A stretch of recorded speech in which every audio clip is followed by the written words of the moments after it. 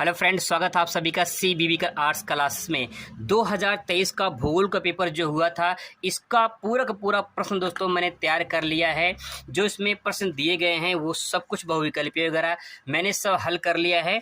अब आपको जो है एक एक करके मैं अच्छे से तरीके से आपको समझाने की पूरी कोशिश करता हूँ। पूरा पेपर दोस्तों मैंने सॉल्व कर लिया है। चलिए अब इसको बताते हैं कि कैसे जो है आप इसे तैयार कर सकते हैं। तो सबसे पहले यहाँ पे बहुविकल्पीय प्रश्न कवर करते हैं। बहुविकल्पीय जो प्रश्न है यहाँ पे देखते हैं। बहुविकल्पीय प्रश्न यहाँ पे दिया गया है। पहला प्रश्न है, यहाँ पे आप देख सकते हैं। पहला प्रश्न है, मानव भूगोल के निम्न में से कौन सी संकल्पना प्रकृति की सर्वोच्चतम में विश्वास करती है।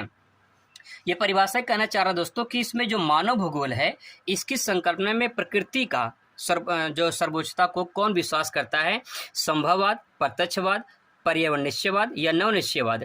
संभववाद जो संकल्पना है ये मानव को सर्वोच्च बताता है, और इसमें जो पर्यावरण निश्चयवाद है यही करेक्ट आंसर होगा। अब इसको आंसर लिखेंगे कैसे, तो आंसर लिखने के लिए आपको यहाँ पे मैं इसका आंसर लिखा हूँ, पूरा विस्तार से डिटेल में मैं आपको बता देता हूँ कि कैसे आप आंसर बहुविकल्पीय लिख सकते हैं। इनफैक्ट आप जो है पूरा का प्रश्न कैसे उसको लिख सकते हैं आप यहाँ पे दे सकते हैं। मैंने तैयार कर लिया है, ये देखिए आपके सामने जो है यहाँ पे आ चुका है। अब दोस्तों इसको कैसे लिख रहा है, तो यहाँ पे देखिए जो है ये 2023 का पेपर है। अब यहाँ पे देखिए बहुविकल्पीय प्रश्न में पहला पॉइंट यहाँ पे है बहुविकल्पीय प्रश्न में प्रश्नोत्तर नंबर 1 और इसके बाद जो सही था पहले का सा पर्यावरण निश्चयवाद, इसको टिक कर देना, बस कुछ नहीं करना है। इसके बाद दोस्तों जो दूसरा लिखना है तो आप यहाँ पे दे सकते हैं। मैंने 2 लाइन गैप दिया है और यहाँ पे आप दे सकते हैं गैप है, ताकि जो है अलग अलग दिखे और थोड़ा अच्छा भी लगे, जिससे आपका आंसर परफेक्ट हो और टीचर का जो नज़रिया है देखने का वो आपका सही हो। मतलब टीचर का नज़रिया, जैसे आप राइटिंग अच्छी बनाए रहेंगे, आपका जो पहला पेज रहेगा वो अच्छा रहेगा, तो हो सकता है कि आपको नंबर भी आपको अच्छा मिल जाए। इसके बाद दोस्तों अगला जो प्रश्न इसमें दिया गया है, निम्नलिखित में से किसकी जनसंख्या सबसे अधिक है। तो यहाँ पे 4 ऑप्शन दिए हैं। इसमें संयुक्त राज्य अमेरिका सही है, तो मैंने यहाँ पे देखिए संयुक्त राज्य अमेरिका दूसरे का आ सही है, तो यहाँ पे मैंने लगा दिया है दूसरे का सा सही है, यहाँ पे सही कर दिया है, बस आपको कुछ नहीं करना है। फिर इसके बाद दोस्तों यहाँ पे 2 लाइन गैप है। इसके बाद जो है तीसरा प्रश्न आ जाता है। तीसरा जो प्रश्न है आप यहाँ पे दे सकते हैं। तीसरे प्रश्न की बात करें तो यहाँ पे निम्नलिखित में से कौन सी एक बगाती फसल नहीं है। बगाती का मतलब जो बागानों में की जाती है, जैसे चाय है, मक्का है, रबड़ है, कहवा है। चाय बागानों में की जाती है, रबड़ भी की जाती है, कहवा भी की जाती है। कहवा मतलब कॉफ़ी, और मक्का जो होता है मक्का वो नहीं किया जाता, तो उसमें राइट आंसर क्या हो जाएगा, मक्का हो जाएगा। इसके बाद दोस्तों चौथा क्वेश्चन देख लीजिए। चौथा क्वेश्चन यहाँ पे दिया गया है, निम्नलिखित में से किस प्रकार की कृषि खट्टे रसदार फलों की कृषि के रूप में जानी जाती है। तो उसमें भूमध्य सागरीय जो है करेक्ट आंसर हो जाएगा। और यहाँ पे जो उसका आंसर आप यहाँ पे ले सकते हैं, इसको मैं PDF के रूप में भी आपको अवेलेबल करा देंगे। यहाँ पे चौथे का इस प्रकार से है, तो ये मैंने सही कर दिया है। इस प्रकार से आप दे सकते हैं। इस प्रकार से तो आप यहाँ पे चेक कर सकते हैं, अच्छे तरीके से मैंने यहाँ पे लिख लिया है। अब बात करते हैं अगला, यहाँ 5वां जो प्रश्न है। 5वां प्रश्न है, निम्नलिखित में से कौन सी एक तृतीय क्रियाकलाप है। तृतीय क्रियाकलाप में कौन सी है, इसमें आपको सही करना है, तो व्यापार इसमें राइट आंसर हो जाएगा। यहाँ पे देखिए मैंने 5वां लिख दिया है व्यापार। इस प्रकार से आपको लिखना है, 2 लाइन यहाँ पे गैप कर देना ताकि देखने में अच्छा लगे। इसके बाद अगला जो प्रश्न है, यहाँ पे 6वां प्रश्न की बात करें, निम्नलिखित में से किस राज्य में जनसंख्या का घनत्व सर्वाधिक है। तो इस राज्य में से देखा जाए तो पश्चिम बंगाल है। कि अगर यहाँ पे बिहार दिया होता तो बिहार पहले नंबर पे होता, लेकिन यहाँ पश्चिम बंगाल दिया है, पश्चिम बंगाल दूसरे नंबर पे है। तो राइट आंसर यहाँ पे पश्चिम बंगाल मैंने देखिए यहाँ पे टिक करके 2 लाइन छोड़ के यहाँ पे फिर दूसरा प्रश्न लिखा है। अगर इस प्रकार से आप लिखते हैं तो आपका कोई दिक्कत नहीं होगा, आपका आंसर पूरा परफेक्ट सही होगा। अगला सवाल 7वां है, निम्नलिखित में से भारत की किस राज्य से होकर इंदिरा गांधी नहर गुजरती है। तो उसमें राइट आंसर हो जाएगा आपका राजस्थान। राजस्थान में यहाँ पे देखिए राजस्थान में लगा दिया है, 7वें का राजस्थान। इस प्रकार से आप लिख सकते हैं। इसके बाद तो 8वां जो प्रश्न है, बॉम्बे हाई खनन के लिए प्रसिद्ध है। तो बॉम्बे जो हाई है या मुंबई हाई कहें, इसमें बा जो है नहीं सॉरी, ये खनिज तेल जो है इसमें ये सही है, सा सही है। तो इसका राइट आंसर क्या हो जाएगा, यहाँ पे दे सकते हैं खनिज तेल। दोस्तों इस प्रकार से 8 क्वेश्चन मैंने आपको जो बताया है आप यहाँ पे चेक कर सकते हैं। इसके बाद बात करते हैं अब यहाँ पे जो अति लघु प्रश्न है यहाँ पे, ठीक है। ये क्वेश्चन आप देखिए, मानव भूगोल को परिभाषित कीजिए, मानव संसाधन क्या है। अब इन आंसर को कवर करते हैं, तो चलिए देखते हैं। अब दोस्तों यहाँ पे देखते हैं कि जो है अति लघु प्रश्न में देखिए पहला प्रश्न यहाँ पे जो है, मतलब कि पहला नहीं, यहाँ पे अति लघु का पहला है, लेकिन प्रश्नोत्तर नंबर 9 डालेंगे, क्योंकि यहाँ पे देखिए प्रश्नोत्तर नंबर जो है यहाँ पे ये 9 दिया गया, ठीक है। तो यहाँ पे पहले लिखेंगे मानव भूगोल हेडिंग डालेंगे, उसके बारे में लिखेंगे कि मानव भूगोल के अंतर्गत मानव और पर्यावरण के अंतर संबंधों का अध्ययन किया जाता है। दो चीज़ यहाँ पे दिया गया, एक तरफ मानव है, दूसरा भूगोल है। तो एक तरफ मानव, दूसरा भूगोल, यानी भौतिक पर्यावरण के बीच मानव और भौतिक जो पर्यावरण है उनके बीच जो अंतर संबंध होता है उसी को मानव भूगोल कहा जाता है। अब इसके बाद यहाँ पे एक परिभाषा लिखेंगे, किसी वैज्ञानिक का परिभाषा लिख देंगे ताकि जो है वो आंसर परफेक्ट हो जाए। यहाँ पे मैंने रेड पेन से लिखा, आपको रेड पेन इस्तेमाल नहीं करना है, मैंने सिर्फ ऐसे ही अच्छे के लिए यहाँ पे थोड़ा सा लिख दिया है।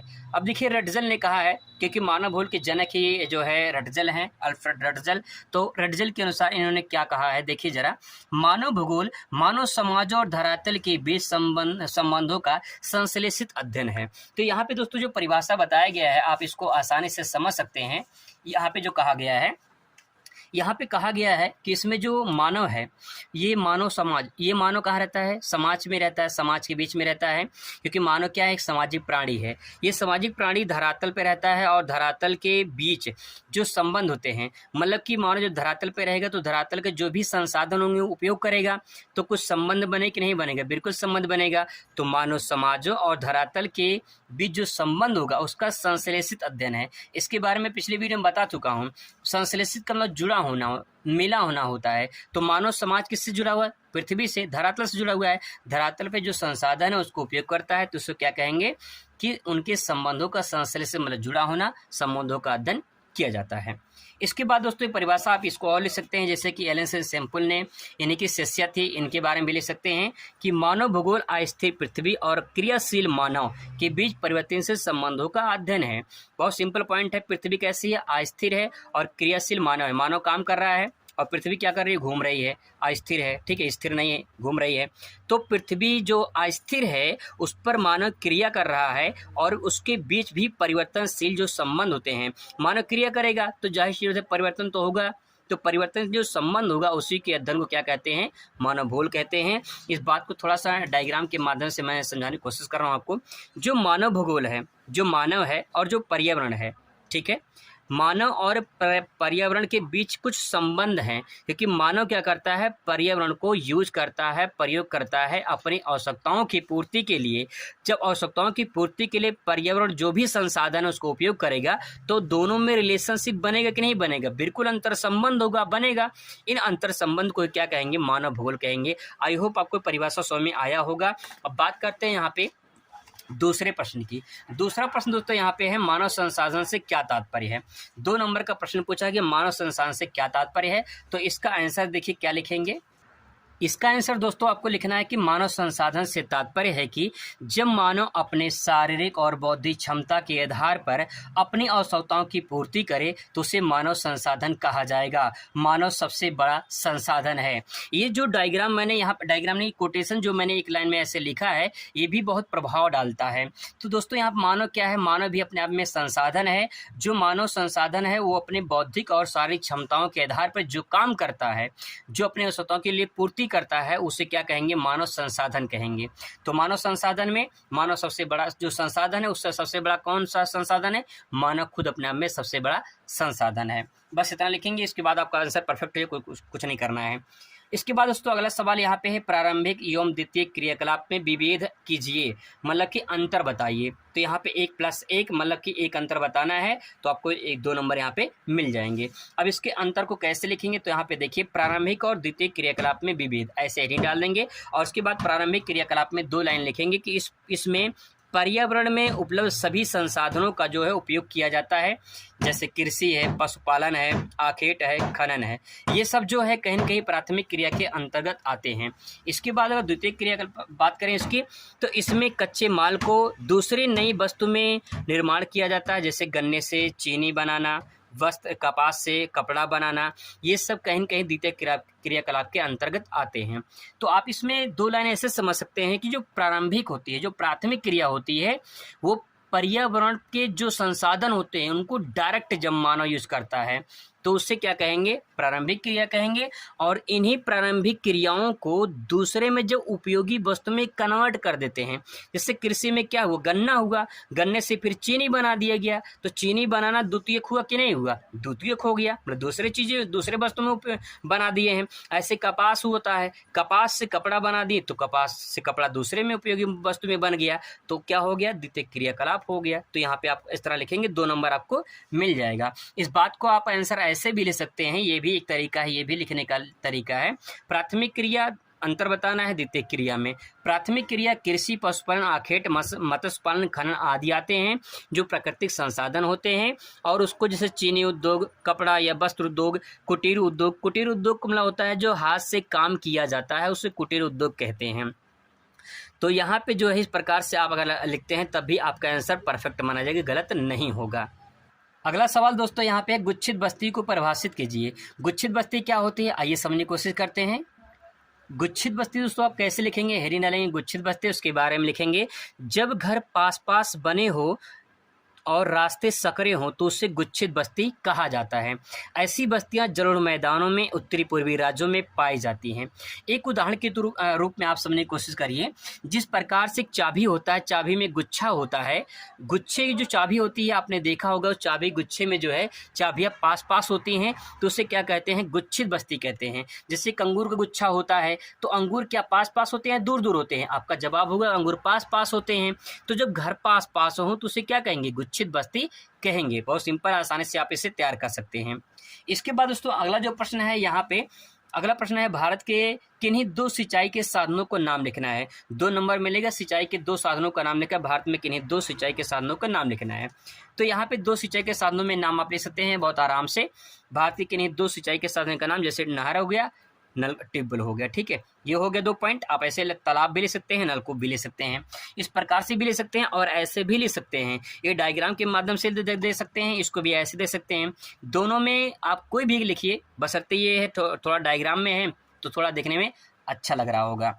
अब दोस्तों यहाँ पे चौथा प्रश्न है, पर्वतीय क्षेत्र विकास कार्यक्रम का वर्णन कीजिए। ये क्वेश्चन पूछा गया है। अब यहाँ पे दोस्तों अगर बात करें कि जो है पर्वतीय क्षेत्र का, इसका आंसर क्या लिखेंगे, प्रश्नोत्तर नंबर दोस्तों 14 यहाँ पे ऐसे डालेंगे, इसके बाद नहीं डालेंगे, लिखेंगे इसके बारे में। इस कार्यक्रम के अंतर्गत पहाड़ी क्षेत्रों के विकास पर ध्यान केंद्रित करना होता है, क्योंकि नाम से ही देखिए स्पष्ट है, पर्वतीय क्षेत्र विकास कार्यक्रम, मतलब जो भी कार्यक्रम होगा विकास के लिए वो कहाँ पे होगा, पर्वतों के क्षेत्र में होगा। तो यहाँ पे इस कार्यक्रम के अंतर्गत पहाड़ी क्षेत्रों के विकास पर ध्यान केंद्रित करना होता है। इसका उद्देश्य है वृक्षारोपण, कृषि, बागवानी तथा घाटी वाले क्षेत्रों में सड़क, स्वास्थ्य, शिक्षा आदि के क्षेत्रों पर ध्यान केंद्रित करना होता है। इसकी शुरुआत 5वीं पंचवर्षीय योजना में की गई थी। तो यहाँ बस इतना आपको लिखना है। नाम से स्पष्ट है, पर्वतीय क्षेत्र में विकास की बात कही जा रही है, तो कहीं न कहीं उसके बारे में सड़क अच्छी हो, स्वास्थ्य की सुविधाएं अच्छी हो, शिक्षा की सुविधाएं अच्छी हो, ताकि जो है पर्वतीय क्षेत्र जो घाटी में बसे हुए क्षेत्र होते हैं, प्रदेश होते हैं, उनका विकास किया जा सके।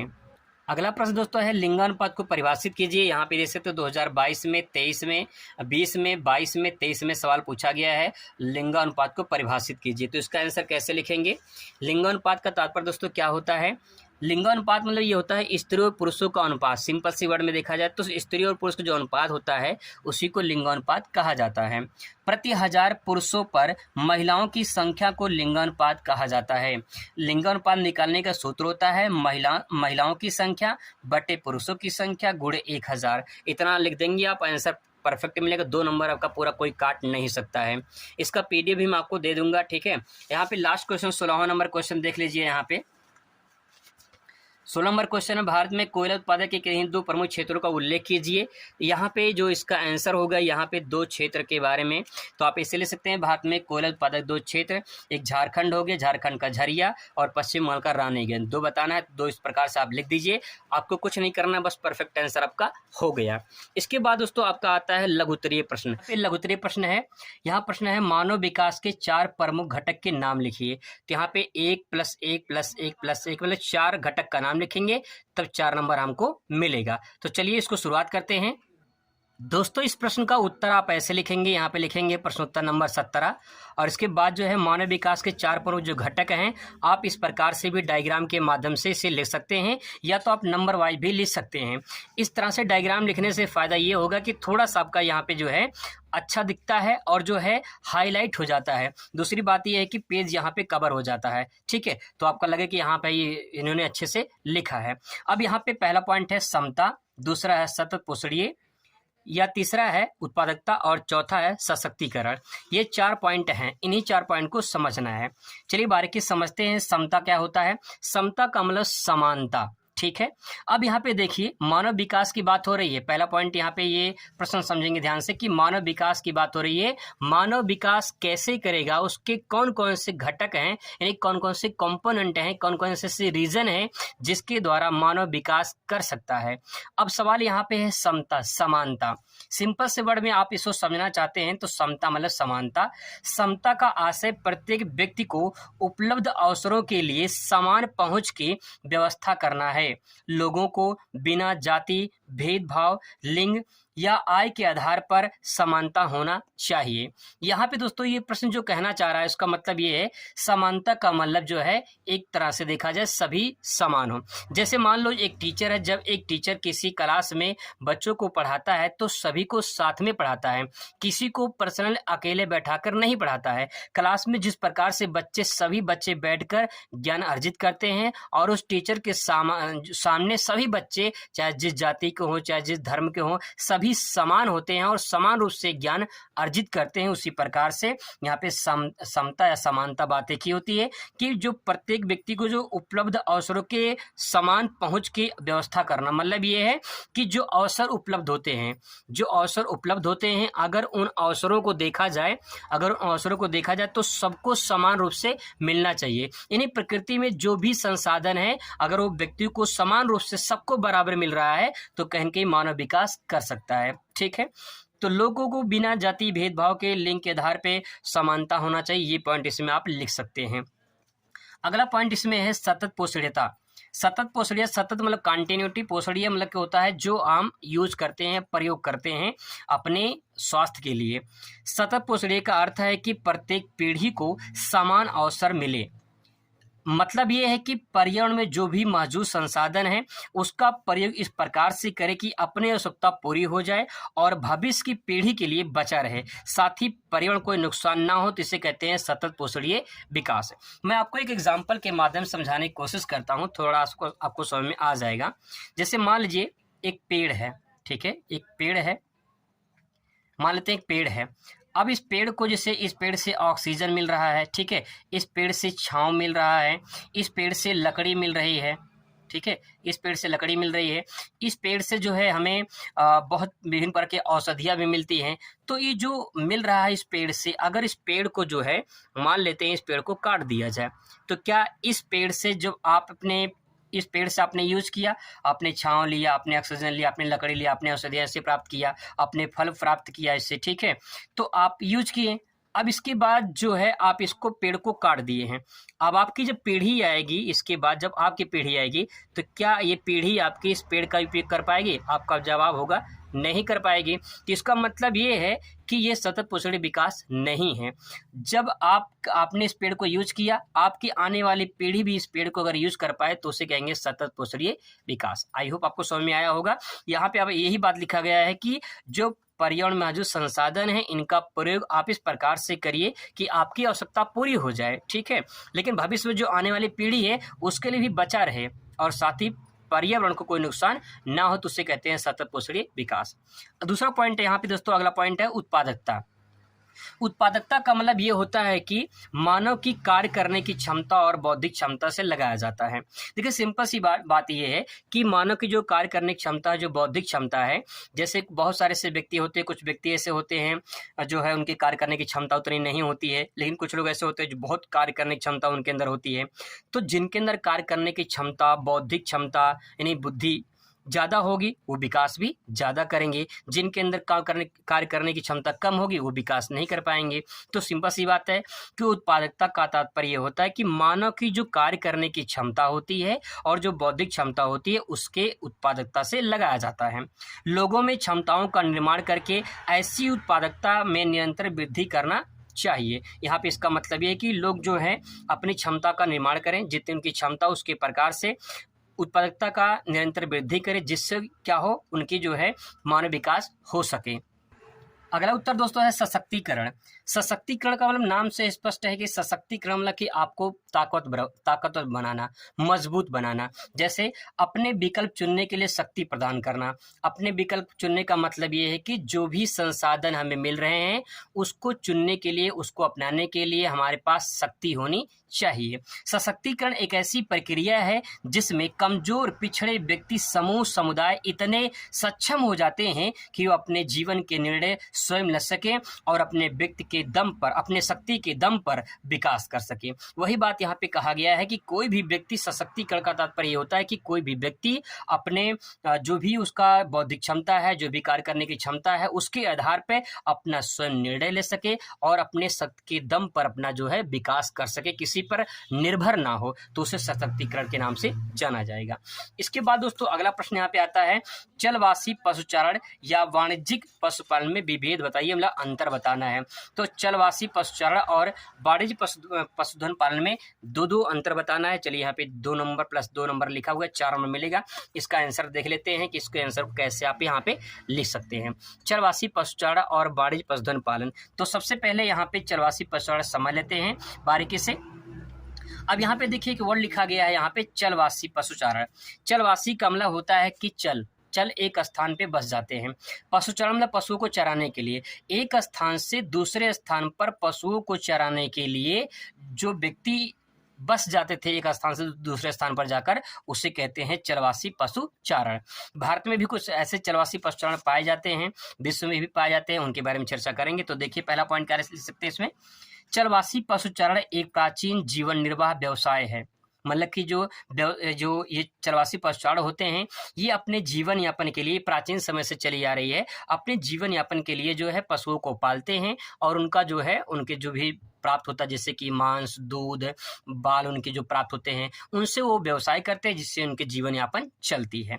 दूसरा पॉइंट यहाँ पे ले सकते हैं, इसमें पशुचारक अपने पालतू पशुओं को पानी और चारे के लिए एक स्थान से दूसरे स्थान पर जाते हैं। सिंपल वर्ड में लिखा है कि इसमें जो पशुचारक होते हैं, जो पशुओं को चराने वाले होते हैं, वो अपने जो पालतू पशु होते हैं, पालतू पशुओं को पानी और चारे के लिए, क्योंकि इनकी जो संख्या होती है 1-2 नहीं होती, 10 नहीं होती, बल्कि हजारों की संख्या में पशुचारण होते हैं, हजारों की संख्या में जानवर होते हैं, भेड़, बकरी, गाय, बैल, ये सब होते हैं, तो हजारों की संख्या में होते हैं, इसीलिए जो है ये एक स्थान से दूसरे स्थान पर चलते रहते हैं। अगला पॉइंट है, इसके प्रमुख क्षेत्र कौन कौन से, जैसे सहारा मरुस्थल वाला क्षेत्र है, यहाँ पे ऊंट ज़्यादा जो है वो पाले जाते हैं और वो एक स्थान से दूसरे स्थान पर इनको लेकर जाते हैं। एशिया में बहुत सारे क्षेत्र हैं, एशिया में अरब प्रायद्वीप है, अरब प्रायद्वीप में, और इसके बाद जो है मंगोलिया में और टुंड्रा प्रदेश में, ये जो देश हैं इसको मैं मानचित्र में दिखा दूं आपको।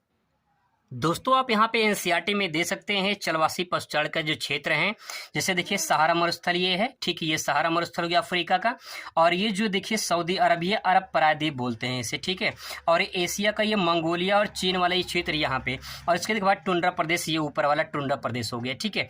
इस प्रकार से मानचित्र में भी आपको दर्शाना होगा, ये लोकेशन बहुत ही इंपॉर्टेंट होते हैं, ठीक है। ये संसार के कुछ ऐसे लोकेशन हैं जो चलवासी पशुचारण के रूप में जाने जाते हैं। अब दोस्तों आपने लोकेशन देख लिया है, अब बात करते हैं इसमें अगला पॉइंट की।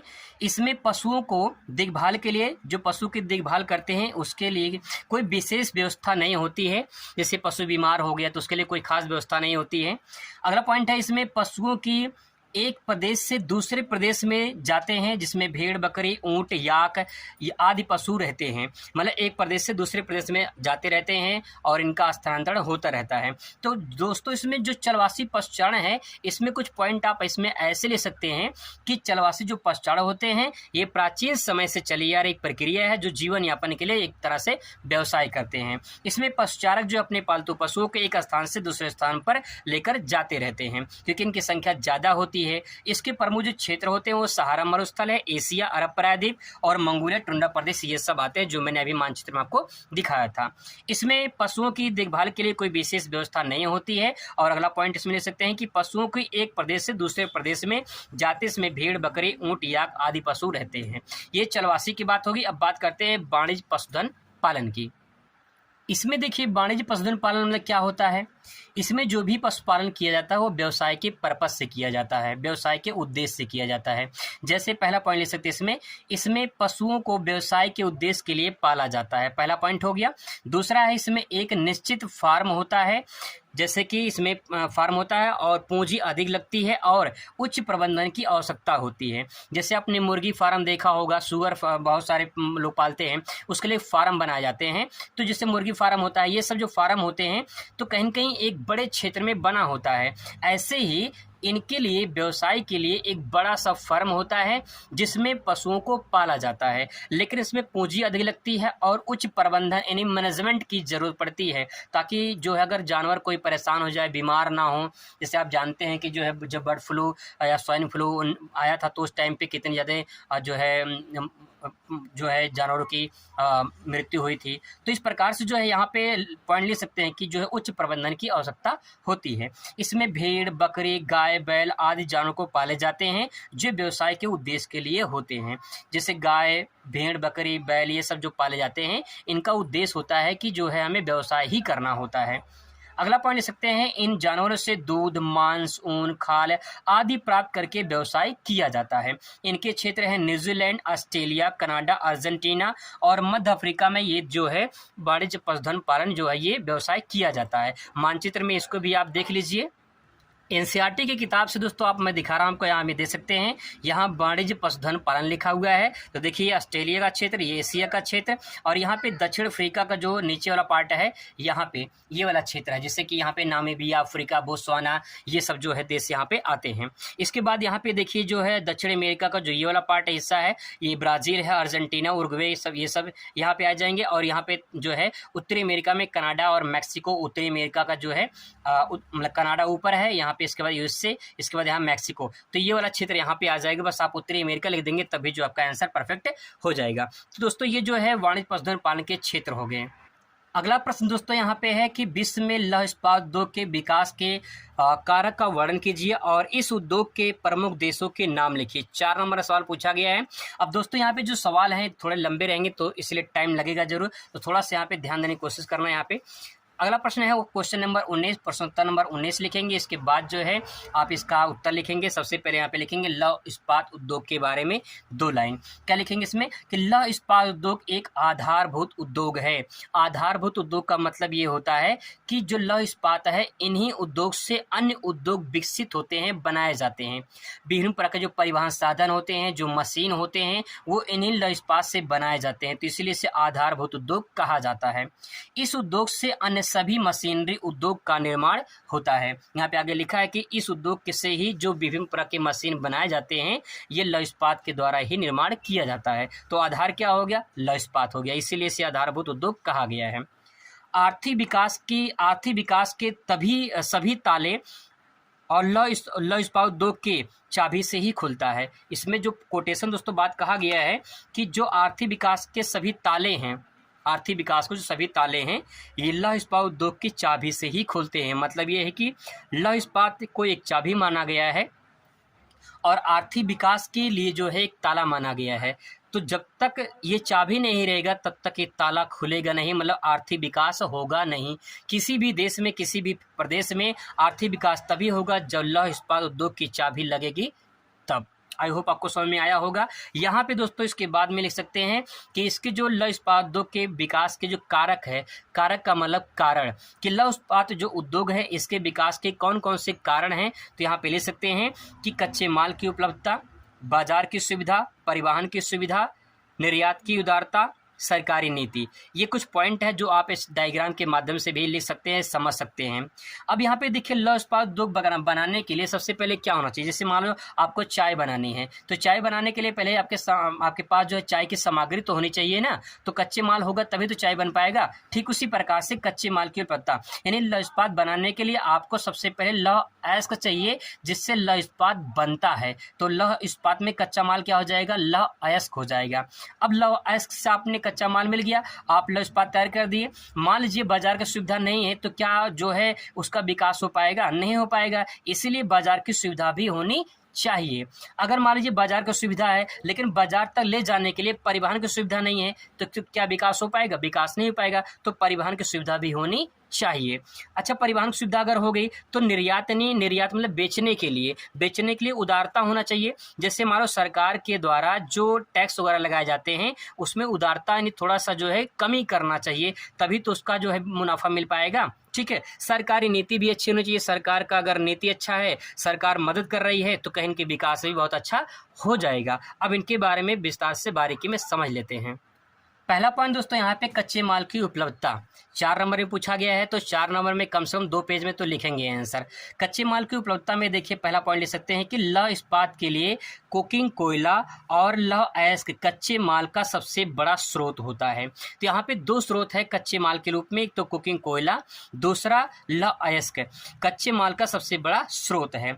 जिस क्षेत्र में कच्चे माल की आसानी से प्राप्त होता है उस क्षेत्र में लौह अयस्क जो है लौह इस्पात के उद्योग विकास होता है। सिंपल सी बात ये, जहाँ पे आसानी से सामान मिल जाएंगे वहीं पे जो है कहीं न कहीं जो उद्योग है वो स्थापित होगा। अगर मैं कहूँ जैसे मान लीजिए आपका ये घर है, ठीक है, आपका ये घर है, आपको घर पे कोई मेहमान आ गया है, आपके घर पे कोई मेहमान आ गया है, आपको बिस्कुट लाना है, ठीक है, तो आपका दुकान मान लीजिए इतना दूर है, इतना दूर दुकान है और एक दुकान पास में है, ठीक है। तो सबसे पहले आप कहाँ जाएंगे, पास वाले दुकान पर जाएंगे, दूर वाले दुकान पे नहीं जाएंगे, है ना, क्योंकि घर पे जल्दी से मेहमान आए हुए हैं। तो इसका मतलब ये है कि जो पास में है उसकी उपलब्धता ज़्यादा हो जाती है। वही यहाँ पे कहा गया है कि कच्चे माल में जो जहाँ आसानी से मिल जाए वहीं पर लौह इस्पात उद्योग स्थापित हो जाते हैं, उनका विकास होता है। यहाँ पे दोस्तों एक कोटेशन मैंने यहाँ पे पॉइंट लिखा है कि लौह अयस्क के लिए जो है यानी लौह इस्पात बनाने के लिए आपके पास क्या क्या होना चाहिए, कच्चे माल में लौह अयस्क होना चाहिए, कार्बन कोयला या कुकिंग कोयला होना चाहिए, चूना पत्थर और मैग्नीज होना चाहिए। मैग्नीज जो है लौह अयस्क में मिलाकर लौह इस्पात बनाया जाता है, ठीक है। तो ये जो पॉइंट है यहाँ पे मैंने लिखा है ये बहुत कीवर्ड का काम करेगा, आप इसे जरूर अपने आंसर में लिखें। इसके बाद दोस्तों अगला पॉइंट यहाँ पे है बाजार की सुविधा। मैंने डायग्राम के माध्यम से लिखने के बजाय मैं डायग्राम के माध्यम से समझाने की कोशिश कर रहा हूँ। जैसे मान लीजिए बाजार है, बाजार में क्या होता है, वस्तुओं का क्रय और विक्रय होता है, ठीक है। क्या होता है, क्रय और विक्रय होता है, ठीक है, ये रहेगा क्रय, ठीक है, क्रय और विक्रय होता है। बाजार में क्या होता है, वस्तु का क्रय और विक्रय होता है। अब देखिए बाजार में जब वस्तु का क्रय विक्रय होता है तो लौह इस्पात उद्योग क्या है, लौह इस्पात उद्योग को बाजार में जो है कहीं न कहीं लेकर जाएंगे, तो जिससे क्या होगा, बाजार की सुविधाएं बढ़ जाएंगी। बाजार की सुविधा बढ़ जाएगी तो जाहिर सी बात है कि लौह इस्पात उद्योग जो हम बना रहे हैं वो आसानी से मार्केट तक पहुंच जाएगी। तो यहाँ पे सिंपल सी बात ये है, बाजार में क्या होता है, वस्तुओं का जो है क्रय विक्रय होता है। वस्तु क्या है, लौह इस्पात उद्योग है और इसको बाजार तक पहुंचाना होता है, ठीक है। आगे यहाँ पे देखिए परिवहन की सुविधा। यहाँ पे देखिए मैं 2 लाइन में आपको सुनाने की कोशिश किया है। लौह इस्पात उद्योग के क्षेत्र को जो है अगर वहाँ परिवहन की सुविधा होगी तो आसानी से बाजार तक पहुँचाया उसे जा सकता है, ठीक है। डायग्राम के माध्यम से बहुत आसानी से आप प्रेजेंट कर सकते हैं। कच्चे माल को और तैयार माल को, कच्चे माल और तैयार जो माल है उसको परिवहन के द्वारा एक स्थान से दूसरे स्थान पर पहुंचाया जा सकता है। तो इस प्रकार से डायग्राम के माध्यम से आप आसानी से इसको प्रेजेंट कर सकते हैं। अगला पॉइंट दोस्तों है निर्यात की उदारता। इसका मतलब है कि वस्तुओं की आवश्यकता पड़ने पर विदेशों से भी आयात निर्यात किया जा सके। इसके लिए उदार की आवश्यकता होती है। राजनीतिक संबंध के साथ आर्थिक मदद में सहायता मिलती है। मतलब है कि निर्यात की उदारता, जैसे विदेश से हमें वस्तुओं को आयात निर्यात करना है तो अगर विदेश से रिश्ते अच्छे होंगे, उदारता अच्छी होगी, उदारता में क्योंकि रिश्ता अच्छा होगा तो कहीं की आर्थिक विकास भी सहायता मिलेगी। तो ये पॉइंट इसमें लिख सकते हैं। अगला पॉइंट है सरकारी नीति। सरकारी नीति में क्या लिख सकते हैं, सरकारी की नीति से उद्योगों का विकास होता है जिससे नई उद्योग की स्थापना भी शामिल होती है।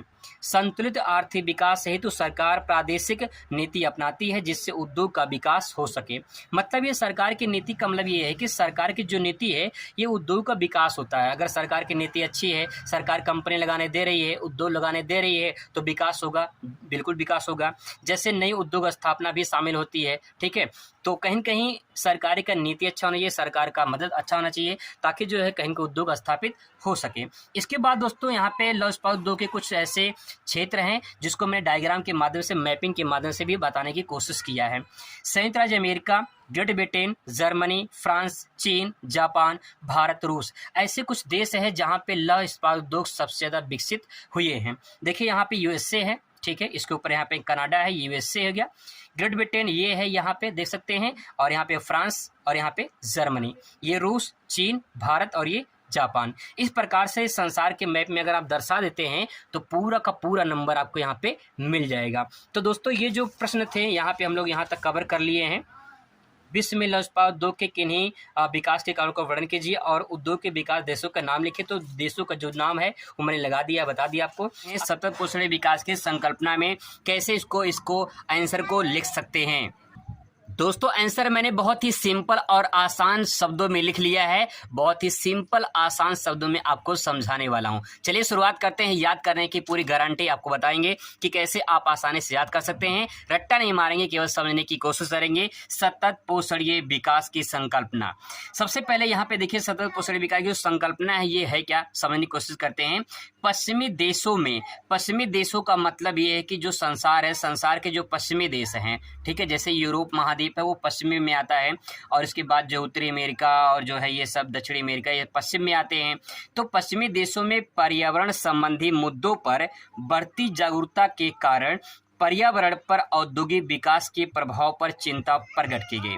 मतलब ये है कि जो पश्चिमी देश हैं, सबसे पहले इन देशों में पर्यावरण संबंधी जो है मुद्दों पर बढ़ती जागरूकता, यानी जागरूकता के लिए जो है पर्यावरण पे औद्योगिक विकास के प्रभाव की चिंता बनाई गई। यानी कहा गया कि जो औद्योगिक विकास धीरे धीरे विकास हो रहा है उद्योगों का, कहीं न कहीं पर्यावरण पे नुकसान पहुंचा रहा है, पर्यावरण पे प्रभावित कर रहा है। तो उसके लिए जो है सबसे पहले पश्चिमी देशों पर मुद्दा उठाया गया कि पर्यावरण को कैसे संरक्षण किया जाए। इसके बाद दोस्तों ये संकल्पना जो है 1960 के दशक में विकास, मतलब कि 60 के दशक में विकास का नया मॉडल तैयार किया गया जिसे सतत पोषणीय विकास कहा जाता है। इसकी शुरुआत की गई। मतलब ये है कि जो पर्यावरण संबंधी इसका संरक्षण करने के लिए, जो औद्योगिक विकास हो रहा था इसका संरक्षण करने के लिए एक जो है संकल्पना प्रस्तुत की गई 1960 के दशक में, जिसे सतत पोषणीय विकास के नाम से जाना जाता है। अब सवाल है कि सतत पोषणीय विकास होता क्या है, तो इसको मैं बहुत आसान शब्दों में आपको समझा दूं। तो यहाँ पे देखिए डायग्राम के माध्यम से मैं आपको समझाने की कोशिश करूंगा, परिभाषा नहीं, बिल्कुल डायग्राम के माध्यम से समझ जाएंगे आप लोग। जैसे मान लीजिए पेड़ है, इस पेड़ से ये वर्तमान की पीढ़ी है, मान लेते हैं हम सबकी वर्तमान की पीढ़ी है। इस वर्तमान को पीढ़ी को इस पेड़ से छांव मिल रहा है, ऑक्सीजन मिल रहा है, फल मिल रहा है, लकड़ी मिल रहा है। इन्हीं इन जो संसाधन, ये जो पेड़ है, इस पेड़ से जो है जो वर्तमान की पीढ़ी है पूरी तरह से इसका उपयोग कर रही है। अगर इस पेड़ को आने वाली भविष्य अगर इसका उपयोग कर ले तो इसी प्रक्रिया को सतत पोषणीय विकास कहा जाएगा, क्योंकि सतत मतलब कंटिन्यूटी चल रहा है। अगर मान लेते हैं ये जो वर्तमान की पीढ़ी है इस पेड़ को उपयोग करके और इसे काट दे और भविष्य की आने वाली पीढ़ी अगर इसका उपयोग ना कर पाए तो इस सतत पोषणीय विकास नहीं होगा। लेकिन अगर इसका उपयोग कर ले आने वाली पीढ़ी भी तो इसे सतत पोषणीय विकास कहा जाएगा। अब इस परिभाषा को जो यहाँ पे जो लिखा गया है, इस परिभाषा को डायग्राम के माध्यम से जो मैंने समझाने की कोशिश किया है, अब इसको यहाँ पे ऐसे समझ सकते हैं कि एक सतत पोषणीय विकास एक ऐसा विकास है जिसमें भविष्य में आने वाली पीढ़ियों की आवश्यकताओं की पूर्ति को प्रभावित किए बिना वर्तमान की पीढ़ी द्वारा अपनी आवश्यकताओं की पूर्ति करना सतत पोषणीय विकास कहलाता है। दोस्तों यहाँ पे जो वर्ड कहा गया है बहुत सिंपल वर्ड में आप इसे आसानी से समझ सकते हैं कि इसमें कहा गया है कि सतत पोषणीय विकास एक ऐसा विकास है जिसमें भविष्य में आने वाली पीढ़ियों की आवश्यकताओं की पूर्ति को प्रभावित किए बिना, मतलब कि जो भविष्य की जो पीढ़ी है इसकी आवश्यकताओं को बिना प्रभावित किए बिना हमें जो हमारी आवश्यकताएं हैं उसको पूर्ति करना ही सतत पोषणीय विकास कहलाता है। एक लाइन में कोटेशन के तौर पे ले सकते हैं कि आज की बचत भविष्य की कमाई है। यानी जो आज हम लोग बचत कर रहे हैं आज जो बचत करेंगे ये भविष्य की कमाई होगी। और वही चीज़ यहाँ पे बताया गया कि अगर हम जो संसाधन है इसको जो अपना उपयोग कर रहे हैं, लेकिन आने वाले समय अगर बचा के रखेंगे तो आने वाली जो पीढ़ी हमारी है इसका उपयोग कर पाएगी। अगर इसका उपयोग कर पाएगी तो इसी प्रक्रिया को सतत पोषणी विकास कहा जाएगा।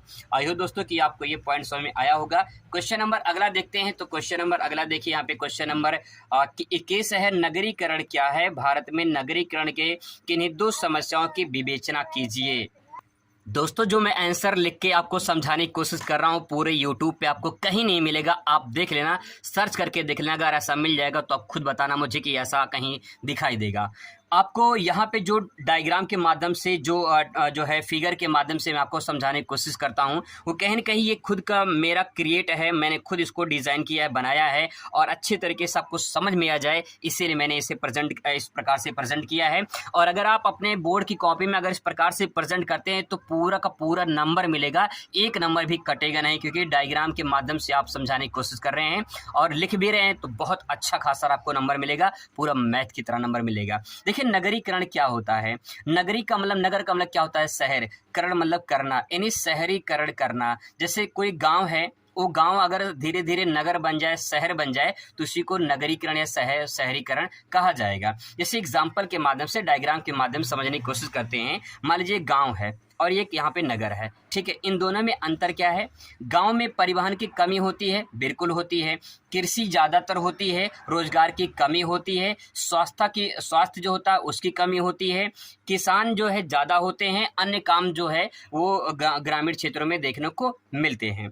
अब यहाँ पे नगर में देखिए, नगर में परिवहन की सुविधा आपको आसानी से मिल जाएगी। उद्योग बहुत ज़्यादा वहाँ पे स्थापित होते हैं, रोजगार की सुविधा आसानी से मिल जाती है। स्वास्थ्य की सुविधा, लोग शहर में जाते हैं इलाज कराने, तो शहर में सुविधा आसानी से मिल जाती है। जॉब वगैरह, कोई अगर प्राइवेट जॉब करना चाहे, कुछ जॉब करना चाहे तो नगर में आसानी से मिल जाती है। अब सवाल यहाँ पे है, मान लेते हैं गांव में 1000 लोग रहते हैं, ठीक है, 1000 लोग रहते हैं। अगर ये इन सुविधाओं, जो यहाँ पे नगर में सुविधाएं हैं, अगर इन सुविधाओं के लिए यहाँ से मान लो 500 लोग नगर में चले जाते हैं और नगर में 500 लोग ही हैं, तो यहाँ पे संख्या 500 बढ़ेगी, फिर कितना हो जाएगा? यहाँ पे 1000 हो जाएगी। जब इस प्रकार से जनसंख्या यहाँ बढ़ना शुरू होगा तो वही जो नगर होगा उसका विस्तार हो जाएगा और उसी विस्तार को कहेंगे नगरीकरण हो रहा है। बहुत ही सिंपल आसान वर्ड में आप इसे समझ सकते हैं कि जब नगरों में गांव से जनसंख्या नगरों की तरफ बढ़ने लगे, क्यों बढ़ती है? क्योंकि वहाँ सुविधाएं ज़्यादा होती हैं, वहाँ पे आवश्यकताओं की पूर्ति आसानी से हो जाती है, इसीलिए गांव से लोग शहर में चले जाते हैं और गांव से शहर जाना ही नगरीकरण कहलाता है। आई होप दोस्तों आपको समझ में आया होगा। अब यहाँ पे इस बात को ऐसे समझ सकते हैं कि नगरीकरण से आशय गाँव से नगरों की ओर जनसंख्या का बढ़ना नगरीकरण कहलाता है। जब व्यक्तियों द्वारा विभिन्न प्रकार की सुविधाओं को देखते हुए नगरीय संस्कृति को स्वीकार कर लिया जाता है तो उसे नगरीकरण कहा जाता है। सिंपल वर्ड में जो यहाँ पे मैंने डिज़ाइन किया है उसी बात को आप जो है इस परिभाषा के माध्यम से भी समझ सकते हैं कि जब जो नगर संस्कृति होती है, यानी नगर में जो सुविधाएं होती हैं, इस सुविधाओं को देखकर जब गांव से लोग नगर में चले जाए, शहर में चले जाएं, तो उसी को नगरीकरण या शहरीकरण भी आप कह सकते हैं। अब दोस्तों इसके बाद जो है नगरीकरण की समस्याएं क्या हैं? नगरीकरण की समस्याएं क्या हैं? जैसे कि आवास की समस्या, जनसंख्या बढ़ेगी नगर में तो आवास की समस्या होगी कि नहीं होगी? बिल्कुल होगी। पर्यावरण की समस्या होगी कि नहीं होगी? बिल्कुल होगी। सिंपल सी बात है, जहाँ जनसंख्या ज़्यादा होगी कहीं कि वहाँ तो पर्यावरण दूषित होगा ही। आइए इसके बारे में थोड़ा 2-3 लाइन समझ लेते हैं। आवास की समस्या, भारत के विभिन्न महानगरों की कुल नगरीय आबादी का एक बड़ा भाग झुग्गी झोपड़ियों में निवास करता है, जो आवास की सबसे बड़ी समस्या है। जब लोग गांव से शहर में जाएंगे तो वहां पे आवास के सबसे बड़ी सुविधा होगी, लेकिन जब आवास नहीं मिलेगा तो लोग क्या करेंगे? झुग्गी झोपड़ियां बनाकर निवास करेंगे। जो गांव की तरह ही वहाँ पे ऐसा ही एक झुग्गी झोपड़ियाँ विकास हो जाता है, जो कहीं न कहीं आवास की समस्या के कारण ऐसी जो है स्थिति वहाँ देखने को मिलती है। तो आवास की समस्या हो गई। इसके बाद दोस्तों है पर्यावरण की समस्या। नगरों में बढ़ती जनसंख्या और बढ़ती औद्योगिकरण के कारण पर्यावरण प्रदूषण बढ़ रहा है। भाई सिंपल सी बात है, गांव से लोग जब शहर में जाएंगे जनसंख्या बढ़ेगी, और दूसरी बात औद्योगिक जो करण है वो बढ़ रहा है, इन उद्योग का विकास हो रहा है, तो क्या पर्यावरण दूषित होगा कि नहीं होगा? बिल्कुल पर्यावरण दूषित होगा। जल, वायु, मृदा सब दूषित हो रहा है। इसकी सबसे बड़ी जो कारण है वो बढ़ती जनसंख्या और जनसंख्या में नगरीकरण। तो दोस्तों यहाँ पे सिंपल सी बात ये है, लोग गांव से लेकर शहर में बस रहे हैं, तो कहीं न कहीं जनसंख्या प्रभावित होगी, और जनसंख्या जब प्रभावित होगी तो पर्यावरण भी प्रभावित होगा। सिंपल आसानी से वर्ड में समझ सकते हैं। दोस्तों क्वेश्चन नंबर अगला देख सकते हैं। क्वेश्चन नंबर अगला है जननांकीय संक्रमण की अवस्थाओं की विवेचना कीजिए। 4 नंबर में सवाल पूछा है कि जननांकीय संक्रमण की अवस्थाओं क्या हैं। 3 अवस्थाएं हैं, इन्हीं को आइए डायग्राम के माध्यम से और अच्छे तरीके से समझने की कोशिश करते हैं। जननांकीय संक्रमण सिद्धांत प्रश्न उत्तर नंबर 22 और 22 का यहाँ पे पहले समझते हैं कि जननांकीय संक्रमण सिद्धांत ये क्या है, इसकी अवस्थाएं क्या हैं। जननांकीय, देखिए यहाँ पे जननांकीय संक्रमण सिद्धांत या अवस्था लिखा हुआ है। जन मतलब क्या होता है? लोग, और यहाँ पे लिखा आंकिकीय। आंकिकीय मतलब होता है आंकड़े, यानी लोगों के आंकड़े, ठीक है। यानी संक्रमण सिद्धांत दिखाना है। जैसे होता है कि एक जन्म का और मृत्यु का, उसके बीच का जो क्षेत्र होता है उसे संक्रमण क्षेत्र कहा जाता है। अभी डायग्राम के माध्यम से आपको समझाने की कोशिश करूंगा। पहले दोस्तों थोड़ा सा परिभाषा समझ लेते हैं कि जननांकीय संक्रमण सिद्धांत का उपयोग किसी क्षेत्र की जनसंख्या का वर्णन तथा भविष्य की जनसंख्या का पूर्वानुमान के लिए किया जाता है। इन्हें जो जननांकीय संक्रमण सिद्धांत है ये क्या है, तो जनसंख्या का वर्णन करता है कि कितनी जनसंख्या वहाँ पे है। दूसरी बात ये है भविष्य की जनसंख्या का पूर्वानुमान करता है कि भविष्य में जनसंख्या में कितना हो सकता है, इसकी बात का अंदाजा लगाता है। अब इसकी 3 अवस्थाएं हैं, इस 3 अवस्थाओं को डायग्राम के माध्यम से आप यहाँ पे समझने की कोशिश करिए। दोस्तों यहाँ पे डायग्राम जो मैंने बनाया है, यहाँ पे एनसीईआरटी में ऐसे ही बना, आप देख सकते हैं। यहाँ पे आप जो आंकड़ा लिखा है, यहाँ पे कोई भी आंकड़ा ले सकते हैं। यहाँ पे ऐसे लाइन खींचेंगे, इसके बाद जो एक लाइन इधर खींचेंगे, ठीक है। अब यहाँ पे आप जन्म दर और मृत्यु दर लिखेंगे। यहाँ पे 10, 20, 30, 40, 50 इस प्रकार से आप कुछ भी यहाँ पे लिख सकते हैं। ये पहली अवस्था है, ये दूसरी अवस्था है, ये तीसरी अवस्था है। इसमें बहुविकल्पीय सवाल भी पूछा जाता है। ये जो पहली अवस्था है इसमें आप जब देखेंगे इस प्रकार से जन्म और मृत्यु दर यहाँ पे लिखा गया है, यानी जन्म और मृत्यु दर की जो रेखा है, ऊपर वाली ये जन्म दर है और नीचे वाली जो है ये जो आप नीचे वाले देख रहे हैं ये मृत्यु दर है। जन्म दर और मृत्यु दर यहाँ पे अगर हम देखें पहली अवस्था में तो दोनों देखिए उच्च दिखाई दे रही है, ठीक है। दूसरी अवस्था में जब आते हैं तो यहाँ पे देखिए मृत्यु दर में धीरे धीरे गिरावट आ रही है, ठीक है। यहाँ पे देखिए गिरावट आ रही है, यानी कमी हो रही है। और जन्म दर में देखिए यहाँ पे ये भी जो है धीरे धीरे इसमें गिरावट आ रही है, यानी कमी देखने को मिल रही है। अगर तीसरी अवस्था की बात करें, तीसरी अवस्था में देखिए यहाँ पे 20 पे आ चुका है, यानी जन्म दर और मृत्यु दर दोनों घट जाता है। तो यहाँ पे आप इस प्रकार से दे सकते हैं। अब सवाल ये है कि यहाँ पे वर्तमान की जो विश्व के कुछ उदाहरण के नाम दिए गए हैं, जैसे यहाँ पे बांग्लादेश दिया गया है तो आप इसे अर्धविकसित देश समझ सकते हैं। श्रीलंका दिया है, यहाँ पे विकासशील देश समझ सकते हैं। भारत भी इसमें ऐड कर सकते हैं आप। और उसके बाद यहाँ पे जो है ये विकसित देश है, तो अर्धविकसित, विकासशील और विकसित देश, ये 3 टाइप के देश के श्रेणी आएंगे, जिसमें जो है विकसित देश की जो है तकनीकी, विकसित देश की स्वास्थ्य सुविधा सबसे अच्छी होती है, वो शिक्षित होते हैं, इसीलिए इसमें ना तो ज़्यादा जन्म लेते हैं और ना ज़्यादा मरते हैं। इस प्रकार से यहाँ पे दे सकते हैं। लेकिन अगर हम अर्धविकसित देशों को देखें तो यहाँ पे शिक्षा की कमी होती है, यहाँ पे लोग बेरोजगार होते हैं, यहाँ पे जो है कहीं कहीं अशिक्षा ज़्यादा होती है। तो यहाँ पे देखिए उच्च जन्म दर और नहीं ज़्यादा मरते हैं, ज़्यादा जन्म भी लेते हैं। लेकिन दूसरी जो अवस्था है विकासशील की, इसमें मृत्यु दर में धीरे धीरे कमी आती है, क्योंकि इसमें जो है स्वास्थ्य की जो है कहीं न कहीं मेडिकल की सुविधाएं बढ़ जाती हैं, स्वास्थ्य की सुविधाएं बढ़ जाती हैं, इसके कारण मृत्यु दर में कमी आती है। लेकिन जन्म दर में भी धीरे धीरे कमी देखने को यहाँ पे मिल रही है। तो इस डायग्राम को आप आसानी से बना सकते हैं। पहले में जन्म दर मृत्यु दर ऊंचा उठा देंगे, तीसरे में जो है जन्म दर मृत्यु दर नीचे कर देंगे, और दूसरी अवस्था में जन्म दर मृत्यु दर को घटा देंगे। दोनों जो है घट रहा है, तो इस प्रकार से आप इससे डायग्राम को बना सकते हैं। आज मैं इसका मानचित्र जो कार्य है, जो मानचित्र पूछा जाता है, यहाँ पे देखिए 25 नंबर 26 नंबर क्वेश्चन मानचित्र से संबंधित पूछा जाता है। ये 5 नंबर का सवाल जो है अगर आप इसे सॉल्व कर लेंगे तो आपके आने वाले 2024 में जो पेपर होगा उसमें बहुत ही काम देगा। तो चलिए शुरुआत करते हैं आज 2023 का जो है भूगोल का मानचित्र प्रश्न। दोस्तों यहाँ पे आप देख सकते हैं मानचित्रकार यहाँ पे दिया गया भारत के दिए गए रेखा मानचित्र में उपर्युक्त चिन्हों द्वारा निम्नलिखित को दर्शाइए तथा नाम भी लिखिए। आधा नंबर लिखने का और आधा नंबर सही स्थान दर्शाने का, तब जाके 1 नंबर आपको मिलता है। ये 5 सवाल इस प्रकार से पूछे जाते हैं। कैसे भरना है आइए इसको समझते हैं। मानचित्र सही तरीके से भरा कैसे जाता है। आपको जो मानचित्र मिलता है पूरी तरह से एक ब्लैंक मानचित्र मिलेगा। और कैसे मिलेगा मैं आपको एक प्रारूप दिखा दे रहा हूँ कि जो है ब्लैंक मानचित्र जो है वो कैसे आपको मिलता है। यहाँ पे आप देख सकते हैं ये 2020 का बोर्ड का पेपर का जो है एक मानचित्र है। यहाँ पे 2020 का देख सकते हैं। यहाँ पे आपको ऊपर जो है रोल नंबर लिखना रहता है और यहाँ पे इस प्रकार से एक ब्लैंक मैप होता है। आप यहाँ पे देख सकते हैं इस प्रकार से। और नीचे आपको यहाँ पे दिखाई देगा केवल परीक्षकों के लिए, यानी जो आप सवाल का जवाब देंगे यहाँ पे आपको नंबर मिल जाता है। 5 नंबर आपको यहाँ पे मिलता है। तो इस प्रकार से जो है एक ब्लैंक मैप रहता है और आपको इसी मैप को भरना होता है। मतलब पूरा सादा रहेगा, बस बाउंड्री रहेगी और आपको जो है मानचित्र भरना होता है। तो चलिए समझते हैं कि मानचित्र जो है कैसे भरते हैं, सही तरीके से मानचित्र भरा कैसे जाता है। सबसे पहले दोस्तों आपको मानचित्र भरने के लिए आपको बस इतना पता होना चाहिए कि भारत का कौन सा राज्य कहाँ पे है, इतना आपको पता होना चाहिए। अगर आपको ये नहीं पता है तो मैं इसका एक अलग से वीडियो बना दूंगा। राज्य कैसे पहचानते हैं, कैसे आप तरीके से ट्रिक से आसानी से पहचान सकते हैं, उसको भी आप जान सकते हैं। अगर आपको जानना है तो उसके लिए कमेंट कर सकते हैं। चलिए आज को भरते हैं। यहाँ पे भारत का जो रेखा मानचित्र है, संसार का भी पूछता है तो आज भारत का हम लोग कवर करेंगे। अगले वीडियो में संसार का भी मैं बताऊँगा कैसे मानचित्र भरे जा सकते हैं। दोस्तों क्वेश्चन नंबर 25 है। क्वेश्चन नंबर 25 से पहला सवाल पूछा है सर्वाधिक जनसंख्या घनत्व वाला राज्य कौन सा है। तो भारत का सर्वाधिक जनसंख्या घनत्व वाला राज्य कौन सा है, बिहार है। और इस बिहार को जो है आपको देखिए सही नाम दर्शाने का और सही नाम लिखने का, ठीक है, सही जगह दर्शाने का, सही नाम लिखने का, तब जाके आपको मिलता है 1 नंबर। अगर आप गलत दर्शा देंगे तो हो सकता है कि आपको नंबर ना मिल पाए।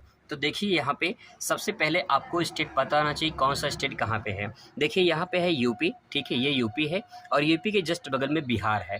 तो बिहार आप यहाँ पे ले सकते हैं, यहाँ पे ले सकते हैं आप बिहार, ठीक है, बिहार लिख देंगे।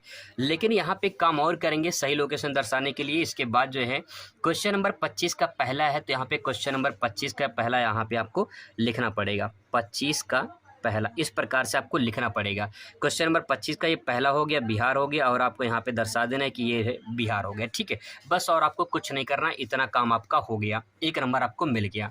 अगला सवाल यहाँ पे है सर्वाधिक जनसंख्या वाला राज्य कौन सा है। आप सभी को पता है सर्वाधिक जनसंख्या वाला राज्य यूपी है। तो देखिए ये बिहार है, बिहार के जस्ट बगल में यहाँ पे यूपी है। तो आपको यहाँ पे क्या भर देना है, यहाँ पे भर देना है यूपी। और यहाँ पे क्वेश्चन नंबर आपको जरूर डालना है। क्वेश्चन नंबर 25 का दूसरा है तो 25 का आपको दूसरा यहाँ पे लिख देना है। क्वेश्चन नंबर ये 25 का दूसरा है, ठीक है। बस आपका एक काम हो गया, 2 नंबर आपके यहाँ पे आसानी से मिल गया। ऐसे ही मानचित्र भरा जाता है। अगर आप इस तरह से भरेंगे तो कभी आपको दिक्कत नहीं होगी और पूरा का पूरा नंबर आपको मिलेगा। सवाल नंबर अगला देखते हैं। सवाल नंबर अगला देख लीजिए। यहाँ पे सर्वाधिक साक्षरता वाला राज्य कौन सा है। सर्वाधिक साक्षरता वाला राज्य है केरल। तो यहाँ पे जो है इसका जवाब केरल हो जाएगा। तो चलिए केरल भरते हैं। केरल भरने के लिए आपको आना है नीचे, क्योंकि केरल जो है वो नीचे है, ठीक है। यहाँ पे इस साइड जो है, यहाँ पे जो है आपको केरल मिलेगा और इस साइड जो है आपको यहाँ पे जो है, यहाँ पे तमिलनाडु और इस साइड केरल है। तो यहाँ पे जो है मैं यहाँ पे लिख दे रहा हूँ केरल, ठीक है। यहाँ पे मैं लिख दे रहा हूँ केरल। और क्वेश्चन नंबर ये 25 का तीसरा है तो मैं यहाँ पे लिख दूंगा 25 का ये तीसरा, 25 का तीसरा। बस आपको इतना ही करना है। 25 का तीसरा हो गया, तीसरा प्रश्न का जवाब यहाँ पे हो गया, ठीक है। अब बात करते हैं अगले प्रश्न की। अगला प्रश्न यहाँ पे दिया गया है सर्वाधिक मानव विकास सूचकांक वाला राज्य कौन सा है। तो इसका भी जवाब केरल ही होगा। और इसका जवाब केरल के लिए आपको जब इस प्रकार से 2 नंबर मतलब कि 2 प्रश्न का उत्तर एक ही आ जाए तो कुछ करना नहीं है, बस आपको यही प्रश्न नंबर लिख देना है। ये 25 मैं यहाँ लिख दे रहा हूँ, तो 25 का जो है ये 25 का चौथा भी लिख दूंगा क्योंकि इसका आंसर एक ही होगा, ठीक है। तो यहाँ पे अलग भी लिख सकते हैं सर्वाधिक जो, लेकिन सर्वाधिक पूछा है तो सर्वाधिक केरल में ही है तो सर्वाधिक केरल हो जाएगा, ठीक है। तो यहाँ पे जवाब क्या हो जाएगा 25 का चौथा, बस और कुछ नहीं करना है, जवाब दोनों का एक ही हो जाएगा, ठीक है। अगला प्रश्न है उत्तर प्रदेश की एक राजधानी नगर लिखिए। तो उत्तर प्रदेश की राजधानी सभी जानते हैं। तो यहाँ पे देखिए यूपी है और यूपी की राजधानी लखनऊ। तो यहाँ पे जो है अगर आप बाहर लिख रहे हैं तो यहाँ पे एरो बना देंगे। इसके बाद जो यहाँ पे लिख देंगे लखनऊ, और क्वेश्चन नंबर कौन सा है 25 का 5वां, तो 25 का 5वां जो है आप यहाँ पे लिख देंगे। इस प्रकार से पता चल जाए कि आपने पांचों सवाल का जवाब दे दिया है। इसी प्रकार से दोस्तों भारत का मैप भरा जाता है। अगर आप इस प्रकार से भरेंगे तो आपको दिक्कत परेशानी नहीं होगी। अब देखिए ये 2000 मैं दिखा दे रहा हूँ 2023 का है। अब 2022 का भी देख लीजिए, ये देख सकते हैं 2022 का पेपर भी सॉल्व कर लेते हैं मानचित्र का। यहाँ पे दोस्तों पहला क्वेश्चन पूछा क्षेत्रफल की दृष्टि से सबसे बड़ा राज्य कौन सा है। तो क्षेत्रफल की दृष्टि से सबसे बड़ा राज्य कौन सा हो जाएगा, राजस्थान, सभी को पता है। तो यहाँ पे मैं लिख दे रहा हूँ राजस्थान, ये हो जाएगा आपका राजस्थान। और यहाँ पे क्वेश्चन नंबर देखिए 25 का पहला है, तो 25 का पहला मैं यहाँ लिख दे रहा हूँ 25 का ये पहला, ठीक है। इसके बाद दोस्तों अगला सवाल है सबसे अधिक साक्षरता वाला राज्य। तो सबसे अधिक साक्षरता वाला केरल है। तो यहाँ पे कुछ करना ही करना है आपको, यहाँ पे जो है मैंने यहाँ पे भर दिया है। तो आपको यहाँ पे क्या करना है, जैसे कि जो क्वेश्चन नंबर है वही आपको यहाँ पे फिल कर देनी है, ठीक है। 25 का दूसरा, तो 25 का दूसरा यहाँ पे फिल कर देना है। इसके बाद अगला सवाल है सबसे अधिक चावल उत्पादक राज्य। तो सबसे अधिक चावल उत्पादक राज्य है वो पश्चिम बंगाल है। तो ये देखिए यहाँ पे पश्चिम बंगाल है। तो यहाँ पे मैं लिख दे रहा हूँ पश्चिम बंगाल, ठीक है। पश्चिम बंगाल एक क्वेश्चन नंबर 25 का जो है तीसरा है। तो यहाँ पे मैं लिख दे रहा हूँ तीसरा। इस प्रकार से आपको भर देनी है। अगला सवाल है तेलंगाना का एक 10 लाखी नगर। तेलंगाना का एक 10 लाखी नगर, तो आप हैदराबाद ले सकते हैं। तेलंगाना देखिए आपको थोड़ा सा नीचे आ जाना है। और यहाँ पे जो टर्निंग पॉइंट है यहाँ पे आंध्र प्रदेश से इसके जस्ट ऊपर यहाँ पे तेलंगाना। तो आप यहाँ सेंटर पॉइंट में लगभग जो है आप यहाँ पे हैदराबाद जो है यहाँ पे भर सकते हैं, हैदराबाद। और यहाँ पे क्वेश्चन नंबर 25 का ये चौथा सवाल है, तो 25 का चौथा हो जाएगा, ठीक है। अगला सवाल देखिए आंध्र प्रदेश का एक प्रमुख पत्तन बताना है। पत्तन का मतलब बंदरगाह होता है जो समुद्र तट पर होता है। तो यहाँ पे देखिए ये है टर्निंग पॉइंट आंध्र प्रदेश। तो यहाँ पे जो है आपको यहाँ पे कॉर्नर में यहाँ पे लिख देना है विशाखापट्टनम।